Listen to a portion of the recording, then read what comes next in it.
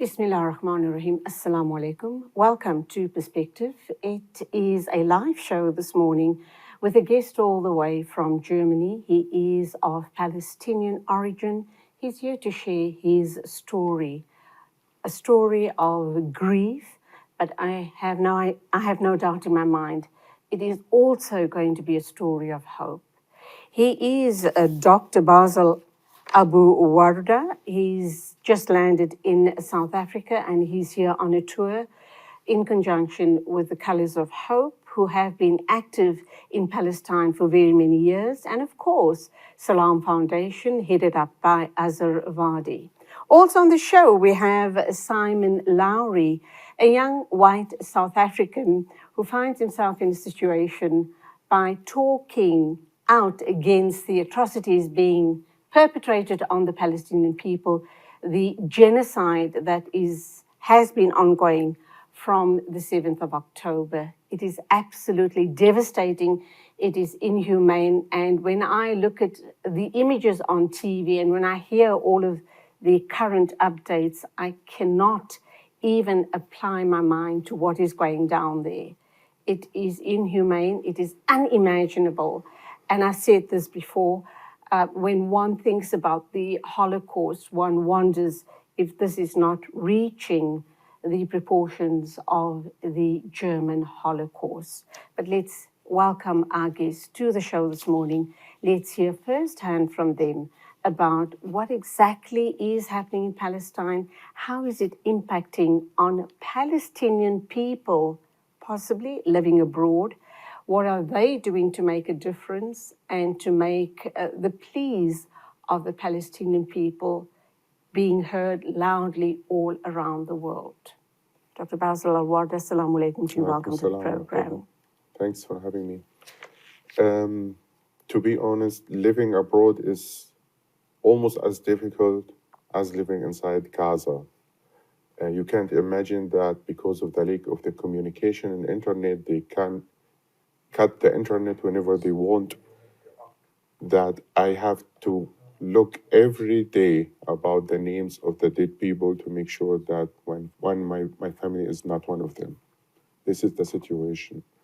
I took the news of losing my own parents on the 13th of October on telephone. My sister called me in that day at 6:30 a.m., telling me that our house has been bombed and my brother is injured. This is everything that I was able to understand. 2 hours later, I received another call from my brother-in-law telling me, your brother is in operation room, but your parents didn't make it. And you were not there to support the family. This is the most difficult part. I tried to go to Gaza to support the family. I went to Egypt immediately. I stayed almost 2.5 weeks there, and I couldn't enter Gaza. Gaza is sieged. The borders are closed. No one is allowed to go in and go out. The most difficult thing is my parents were buried, but no one's know where they're buried. Even if I want to visit them after this genocide's end, I don't know where they are. And Dr. Basel, this is not only your story. This is the story of all Palestinian people, the heartbreak, the horror, the mercilessness, and the inhumanity of the illegal occupiers. My story, maybe, I always say my parents are the lucky ones. Even they're dead, they're the lucky ones because they were able to bury it. Now, the people who are injured or they live to die, and the people who die don't have a place to be buried. We are the medical staff and the civil men is not allowed to go to them. They stay where they are and they are not allowed to be buried. Can you imagine that? You are a medical doctor by profession, and you also know that Dr. Mads Gilbert did a tour here in South Africa talking about the horrors of what is going down in Palestine. At the time when he was here, things were not on this horrific scale. I mean, it's just gotten progressively worse as the days have gone by. It is as if this horror movie and the madness of what is going down in Palestine is almost never ending. The impact on the people, the Palestinian family members living abroad, must make you feel absolutely and totally helpless and hopeless. I worked with Dr. Matt Gilbert in 2014 as he was in Gaza at that time. He's one of the best people that I have ever worked with. And the time that Dr. Milbad did the interview, the hospital, the main hospital in Gaza, Al-Shifa Hospital, was still working. But this is not the case anymore. The hospital is out of service. Almost Sahaba Hospital is out of service. Almost every hospital in Gaza Strip is out of service. The hospital are only dealing with mild. The hospital that's working now are only dealing with mild to moderate injury. Severe injuries are not be treated anymore in the hospital because we do not have the capacity or the enough medical staff in order to treat them. Also, I have to mention that a lot of doctors have been arrested and detained from the Israeli army when they invade the Al-Shifa hospital and other hospitals. They just took the doctors to unknown places. No one knows where they are. And we as doctors, we want to go to our country. We want to be living abroad. We want to go there. We want to help the people there, but they are not giving us the chance to do this. And we feel so helpless. That's why we are trying to do anything we can, spread awareness about what's happening in order this madness to stop before the new massacre in Rafah has started, because there's almost 1 million people there in a very small town. And when they do the ground invasion that they intend to do, it's gonna be a massacre. You spoke about people with very serious injuries are not being able, then they can't be treated at the hospitals because there just is not the capacity and the supplies to treat them. What you're actually saying is they're being left to die. Exactly. They're being left to die a horrible, painful death. And that, of course, is the intention of the genocidal occupiers, is it not?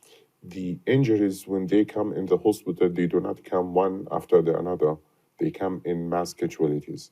And then you have to decide which patient you have to treat and which patient you have to let them die. And this is the most difficult decision that can anyone make, because we have to make a triage for the patients. Which patient needs a lot of time, not a lot of hours in order to operate it, which the other patient needed less time. No, then we prefer doing 3 or the 4 operations instead doing 1 operation and save 1 lives. And these people, at the beginning of the war, we were able to give them painkiller, morphine, in order to let them not die in pain. But now, in the lack of everything in the hospital, medicine equipment, we do not have this luxury anymore. They are dying with agony, with a great pain. Maybe you see in the movies when someone has pain from a dislocated shoulder, we give them a wood stick in order to bite it, in order to reduce the pain. We do that this now in the hospital. We give them gauze in order to bite it to reduce the pain. This is the only thing that we can do. We have done cesarean section without anesthesia. We have cut limbs, amputated limbs without anesthesia, and the patient are awake. The patient who's lucky, who went to a coma in order not to feel the pain. The worst thing is we're still awake while doing this. I remember a cesarean section that has been done without anesthesia. We had no other choice. Whether we left with the pregnant woman and died the child and the woman, that both of them died, or we give it a try and try to save one of them. The child survived, the woman died from neurologic shock. Okay, let's go for our first ad break. When we come back, we're going to talk some more about this horrific situation and when and where you were involved, because currently you were not allowed back into Gaza. Please stay with us. We are hearing the story from the horse's mouth, so to speak. Dr. Basel Abuwarda is in the country. He's just arrived a few days ago. He is talking with us about the horrors playing out in Palestine, in Gaza, and now we hear that the genocidal invaders are targeting Rafah. We also have another young man in studio with us. I'm going to introduce him very, very quickly. He is Simon Lowry, and he's going to tell us after the ad break what he is doing, sitting next to Dr. Basel in studio this morning. Good morning, welcome to the program. Morning, thank you. Nice to have you here, and we're going to talk with you right after the ad break. Please don't go away. We have so much more to share with you on Perspective this morning.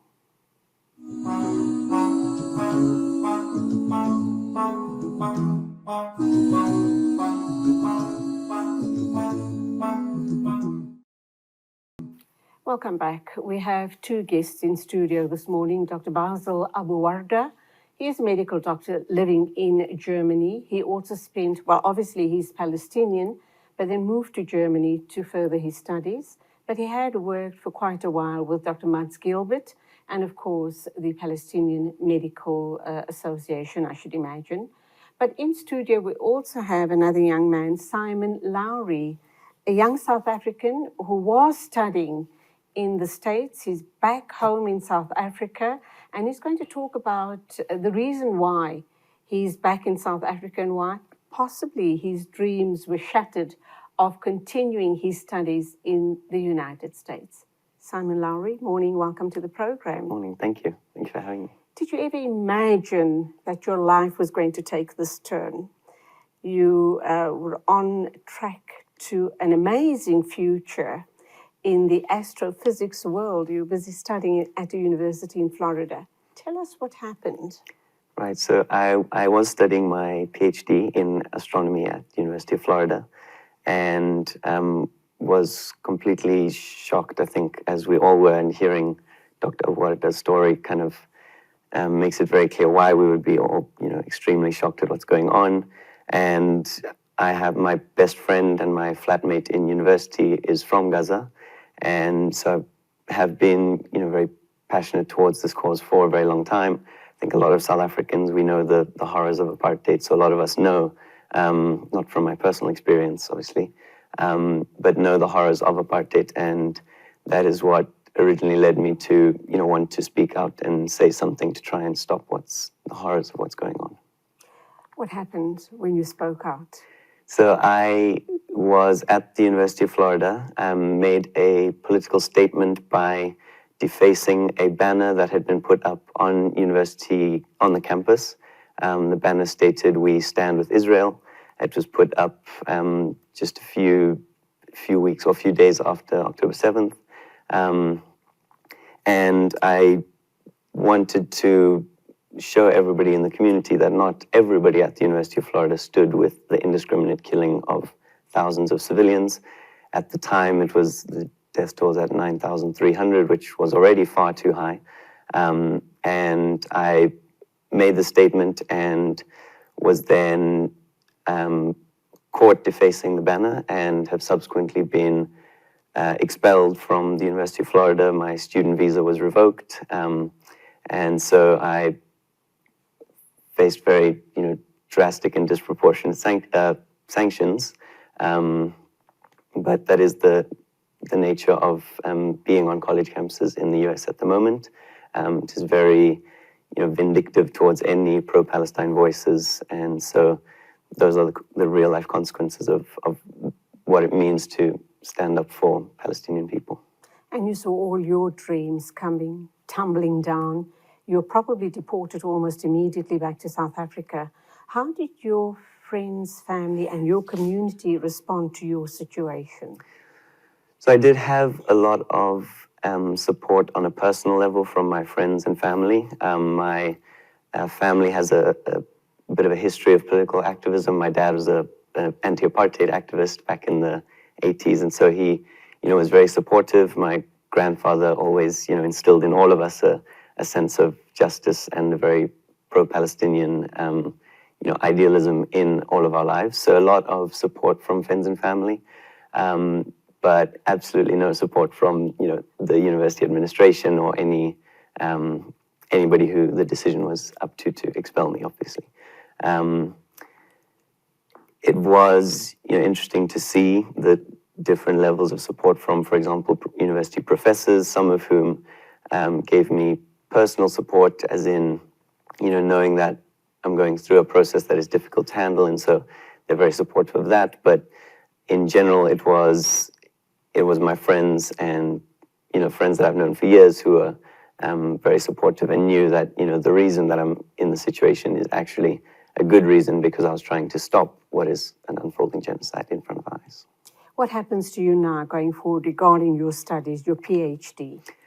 Excellent question. Lots of questions there. I currently, my hope and my dream is to go to WITS or UCT to continue astrophysics there. They have excellent world-class programs in astronomy and astrophysics. South Africa is, a global leader now in especially radio astronomy, which is one of my passions. And so I am planning to continue my studies, get my PhD. Obviously, it has set me back about a year of my studies, which in the grand scheme of things is really not the end of the world. And it does mean that I get to live in this country where you're not punished for supporting people's freedom. Any regrets? No, I don't think so. I think, it certainly didn't unfold the way I wanted to. I would have loved to continue at the University of Florida. It's a great astronomy department there. But I don't think you can have regrets when, I was trying to make it clear that I was against a genocide. And I think I know that I'm on the right side of history, and that's very reassuring. And of course, I would have loved for me not to have a whole lot of questions about my future, but if the reason is because I was trying to stand up against what's going on, then no regrets. What an example, an amazing example to other young people, not only in South Africa, but all around the world. Dr. Basel, back to you. How does it make you feel knowing that this is a white South African and there are many more like him, not only in South Africa, but all around the world? There's also organizations, Jewish organizations, who say not in our name. They are totally against this genocide. Do you feel supported? Do you as a Palestinian feel that there are strong voices behind the Palestinian people and the Palestinian struggle? It makes me very proud. It's the only thing that makes us believe that the war is going to end, because when the people go to the demonstration and refuse what's happening in Palestine, this is the only thing that will force Israel to stop the war, and we're going to reach a ceasefire as soon as possible. The people of the world are the people who are making the decision of ending the war. That's why protesting, going into demonstration, and saying no, and saying we do not accept this madness, this is the only one to end, the only thing to end this war. I know that you spent many years in Germany, but prior to that, and in the first segment of the show, you spoke about just how difficult the situation was in the hospitals in Gaza. And this was pre-7th October. You spent a few years practicing there as well. It is much worse now. Most of the hospitals have been bombed. Do you think that if you had the opportunity, if there is a ceasefire, that you and many other doctors, Palestinian doctors and Doctors Without Borders, will go to Palestine to start helping the people heal? Immediately. I already started that after my parents died. I stayed for the border for almost 3 weeks, trying to get there, working there. I knew that I lost my family and I can do nothing about it, but I want to go in Gaza in order to help the other people. We have lack of doctors. In the previous war, 2014 or the 2012 or the 2008, we were having doctor from outside. They were coming from all over the world, like Dr. Mahdi Kilbert.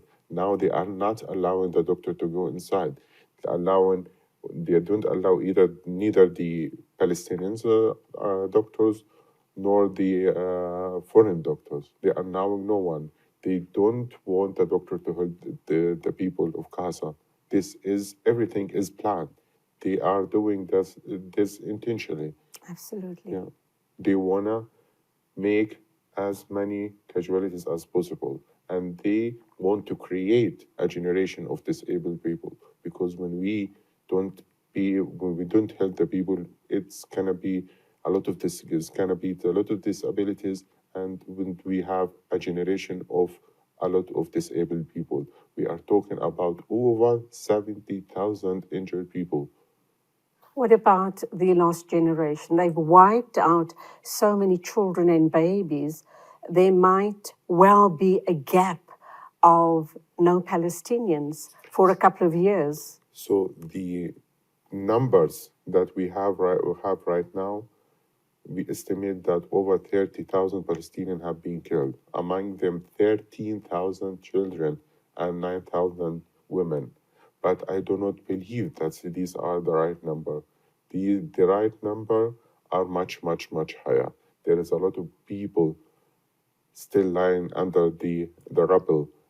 The other people we don't know if they live or die or died. We have at least 8,000 missing people in Gaza. When we say missing, we don't know whether they have been detained or arrested from Israel, or they still under the rubble. We don't know that. We have also 8,000 people.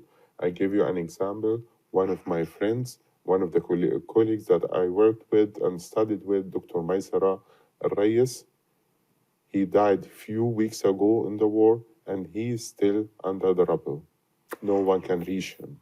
Okay, we have about a half a minute to go for our next air break. When we come back, we're going to talk about the number of family members you have lost. We're also going to talk to you about how hearing this firsthand, how it's further impacting on your activism. All of that and more coming up. It is absolutely heartbreaking listening to Dr. Basel talking about the horrors firsthand taking place in Gaza. When will the madness stop? And when will the Western leaders wake up to the horrors being perpetrated on innocent men, women, and children? This is Perspective. Please do stay with us.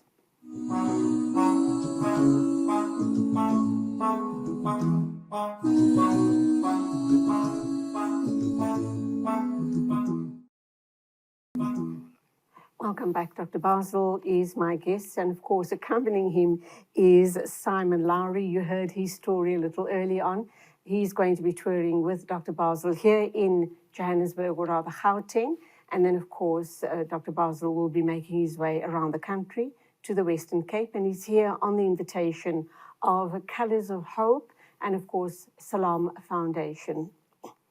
Welcome back, and there's been lots and lots of stories circulating. I want to first talk about the number of family members you've lost. You've told me that the number has doubled since. Does that mean you are left with absolutely no family? There's a lot of propaganda that has been churned out by the Hasbara, as we all know. I want to talk about those issues as well. The supposed 40 babies that were beheaded, and also that Hamas is operating from tunnels underground. So let's start with your family story first. So I come from a big family. Till this day, I almost lost more than 100 people. Started with my parents and ended with Muhammad Isa Abuwarda, my cousin, a few days ago. He was 24 years old. Allah grant sabr. Allah grant sabr, because we just don't know how to continue. What are the right words we say to someone like you There is that no have right words. lost over 100 family members. There is no right word to And say. there are very many other people in the same Yes. situation as you are. Just an example. I want to talk about Al-Dahdur. This is a journalist in Gaza. This is a tragedy. What happened to him is a tragedy. At the beginning, they bombed his house. He is a respondent in Al Jazeera, a reporter for Al Jazeera. He lost his house in Nusayrat, and then they targeted his family. He's lost his grandson, he's lost his wife, and he lost his daughter. And he has to be displaced in south of Gaza, where they shot his son as well, and they killed his son. And then he had to go to Qatar for treatment because he himself was injured, and a few days ago he lost his mother. And this is what's happening. This is what happened in Palestine. They've targeted many journalists. Many journalists have been killed, many medical doctors, medical professionals, and everyday ordinary people. It's going to take a long, long time for the Palestinian people to rebuild themselves, their brokenness, and their land as well, inshallah. We're hearing talks about a ceasefire, but obviously Benjamin Netanyahu is just holding on fiercely, supported by sleepy Joe Biden, the UK, Macron, and all of these people, because they have an agenda in place, and I think the world is aware of their agenda. But that being said, the Palestinian people are absolutely resolute. You are going to stand firm, and through the mercy and support of Allah subhanahu wa ta'ala and people in South Africa and all around the world, you will overcome. Tell us what that picture looks like for you. And also, before we go to that picture, let's talk about the propaganda about Hamas operating from the myriad of tunnels underground in Gaza. I did my internship in Shifa Hospital. I worked in Shifa Hospital in 2014. We were allowed to go everywhere in the hospital. There was no place in the hospital we were not allowed to go to. And if that's the case, and I think there was nothing hidden in the hospital. And after they invaded the hospital and get the hospital out the surface, they didn't find anything.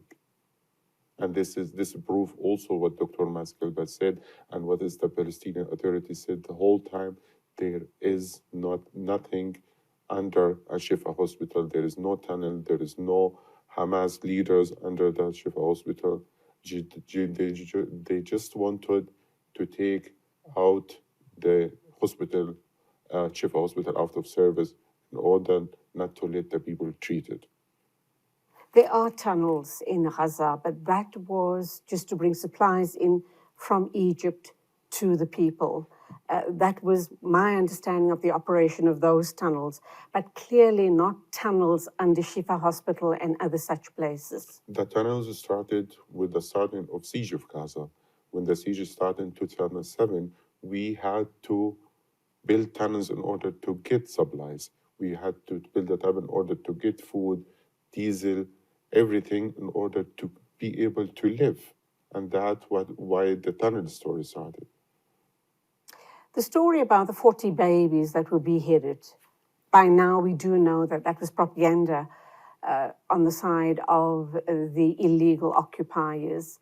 And there are many other such stories. And it just also indicates the issue around the Israeli lives, the value they put on Israeli white lives compared to Palestinian lives. They feel it is worthless. I haven't seen any picture of these 40-headed people. And Israel is clever. They tried always to link Hamas and the Palestinian with ISIS and Al-Qaeda in order to let the world agree of everything they are doing. And they succeeded in that. But in Gaza, we don't have anything to hide. We don't have only 40 beheaded children. We have thousands of children that they lost everything. Sometimes we find no remaining bones from the children, and these are documented, and the picture, they are everywhere. Let's come to you, Simon Lowry. You've heard the horrors, you're aware of all of these horrors that are being perpetrated on innocent people. What's your thoughts on South Africa taking Israel to the ICJ and the reaction from some of the Western countries? Because they obviously were still and are to this day still pro-Israel and not seeing the wood for the trees, not seeing the situation for what it is. It is a Holocaust. In the beginning, when this started, I referred to it as a genocide. I think I'm going to change my narrative now and refer to it as a Holocaust. Your thoughts? I think definitely it is a Holocaust, it is a genocide. And it was a moment of kind of tragic pride. Of course, we're all very proud of South Africa for doing what no other country would do and actually taking it to the World Court. I think it's a very important step in the process of stopping what Israel is doing. I say tragic because, again, Israel has shown time and time again that they couldn't care less what international law says, and the impeding ground invasion of Rafah is showing us that they have no intention of stopping what they're doing. And so, as much as it was a moment of pride that our country is the one who's taking it to the World Court, still just tragic to see that Western leaders. I was quite naively watching the White House briefing the night of the taking Israel to the ICJ, and when they made their ruling asking Israel to invoke those provisional measures to prevent genocide, quite naively thinking maybe this will change the US's mind, and the White House secretary was very clear. They remain convinced that our 84-page, well-researched document is, not based in fact. It's just complete blood libel, and it just shows, that the West has no interest in stopping this genocide. They're completely complicit in it, and I think the biggest problem is that a lot of people in the West are completely dehumanizing of Palestinians and Palestinians in Gaza, and to them, you would think a number like 28,000 confirmed, and as the doctor pointed out, the number is likely much, much higher due to the thousands of people under the rubble. And a number like that seems to not have any effect on Western leaders and a lot of people in the West. And I think, humanizing Palestinians, although it shouldn't be, this is 2024, why should we have to humanize human beings? But I think that is a big part of helping people to realize that these are human beings with stories that are real stories that are unfolding, and tragic stories that are happening every single day where we go about our lives with, and I think you were saying before the show, we all have our problems in our lives, everyone has problems, but it's absolutely nothing compared to what the people of Gaza are going through, and that I think is a big issue that needs to be overcome. Your life has changed drastically by that one action at the University of Florida. We've got 1 minute to our next break. So I just want to hear, has this changed your mind even more? Have you kind of just, from saying that this is wrong, shouldn't be done, and you are more committed to the cause now, seeing what is happening and hearing people like Dr. Basel talking from his heart?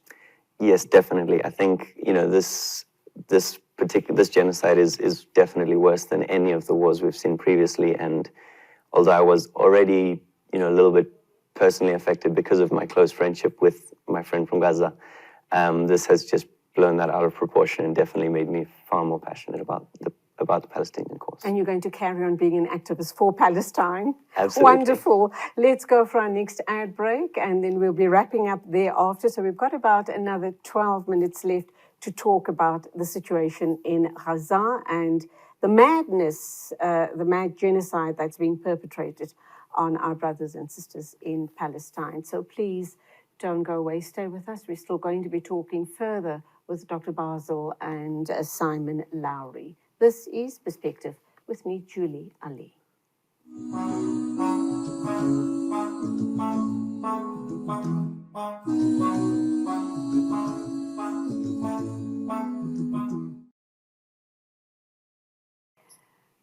to our final segment on the show this morning. Our guest is, of course, Dr. Basel Abuwarda, and a young South African that is standing up for the Palestinian cause, and that, of course, is Simon Lowry.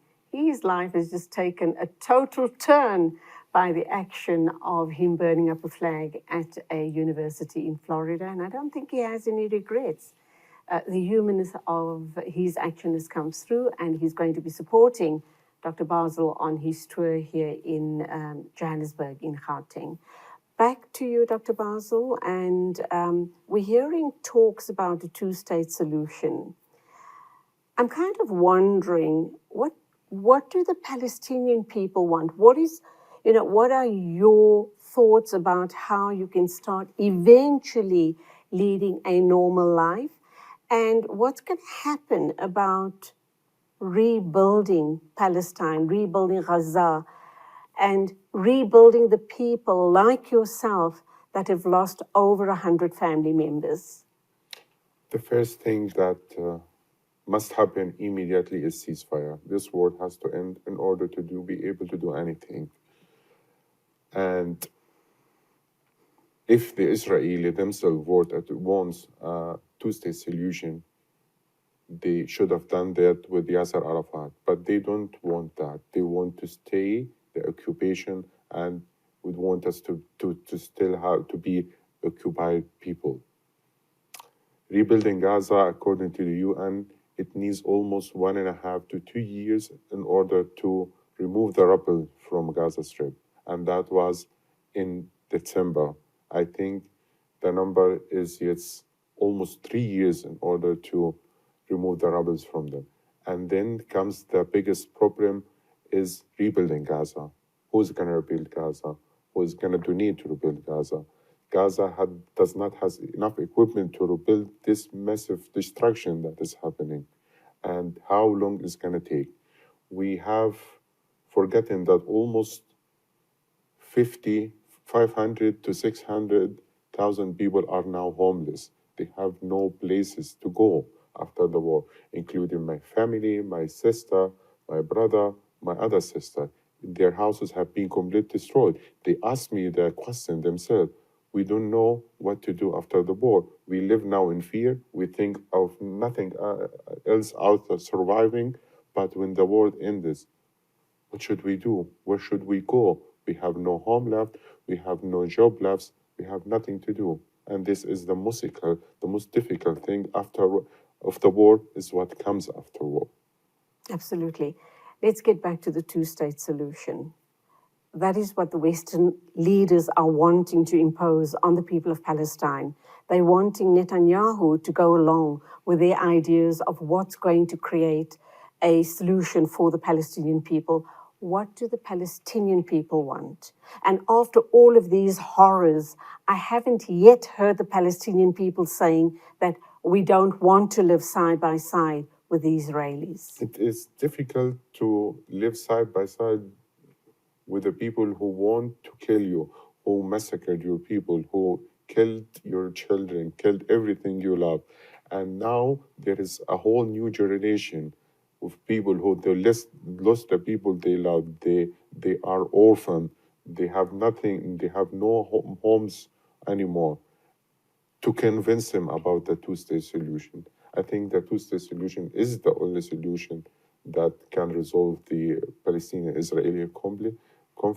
But if is it doable or not? That's the question.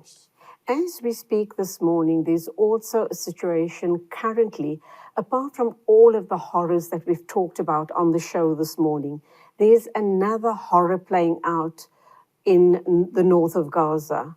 People are being starved. Talk to us about that. So Israel has divided Gaza Strip in two parts, south and north. They asked the people to go from the north to the south because the south is the safe area. So that's what the people thought. So they went to the south of Gaza, to Khan Yunis and Rafah, but many stayed at their homes. Almost from 1 million people living in the north, 300 to 400,000 people stayed there. And these people who stayed are suffering from a starvation right now because they are not letting any humanitarian aid goes to the north of Gaza. In Gaza, it is almost 1 to 2 trucks enter Gaza every day. But normally, Gaza needs almost 300 trucks a day. You can imagine the lack of necessary thing for the Gaza. I've heard that the people in north of Gaza are mixing the flour with bird feeds in order to make breads. I heard also they have been eating grass in order to fill their stomach. I once called my sister almost 2 weeks ago, and I was hearing her children crying. I thought they were afraid from the bombing, from the war, and I asked her why they are crying. Are they afraid? And she said no, they are hungry. They haven't eaten anything since 3 days.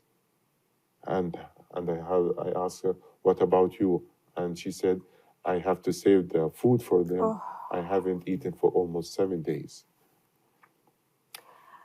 Let's talk about your thoughts, and I know you are a medical doctor, but obviously you've been thinking and talking, discussing these issues as well. The fact that your neighbors, the other Arab neighbors, have not come to the aid of the Palestinian people, how do you as a young Palestinian view that situation? What do you want the Arab neighbors to be doing to support the Palestinians? They abandoned us. And I'm not talking about the people, I'm talking about the governments. They abandoned us. They turned their back on us in fear. The only country in the world who stood for the Palestinian is South Africa. That's why I'm here, also to show my appreciation for this country, for standing for us against Israel on the international court. Your thoughts, Simon, hearing Dr. Basel's story, you know some of it. We're hearing things we've not heard before on the show this morning.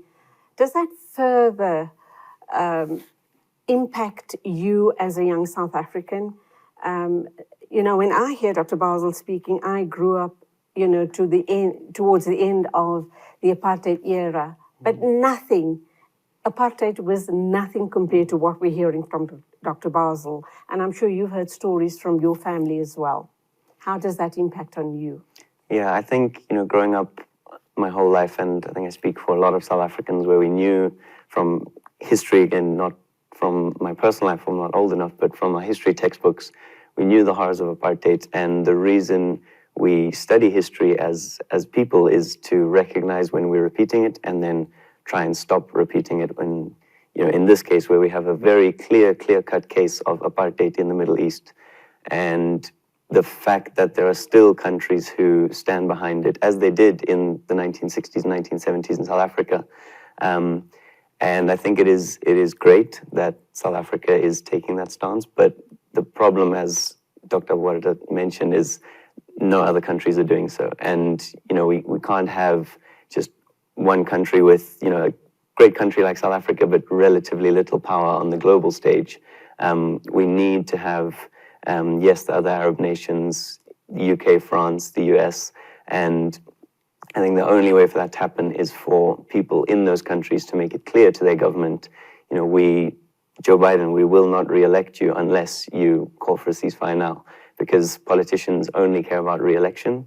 And if you try and, put as much pressure as possible from the people, and that means having difficult conversations with your friends who maybe don't read the news. And, that's often an excuse people say is, I'm not very political and therefore I don't have an opinion, but that's really unacceptable. All you have to do is just read the news, and you don't even have to, you can just, if you read the news once, you know what's going on, and then have those conversations with your families, have those conversations with your friends, especially those of us who have the privilege of being in the States these past few years, and therefore have friends in positions where they can put pressure on government officials that will actually make a difference in the situation. Okay, we have 2 minutes to wrap up time.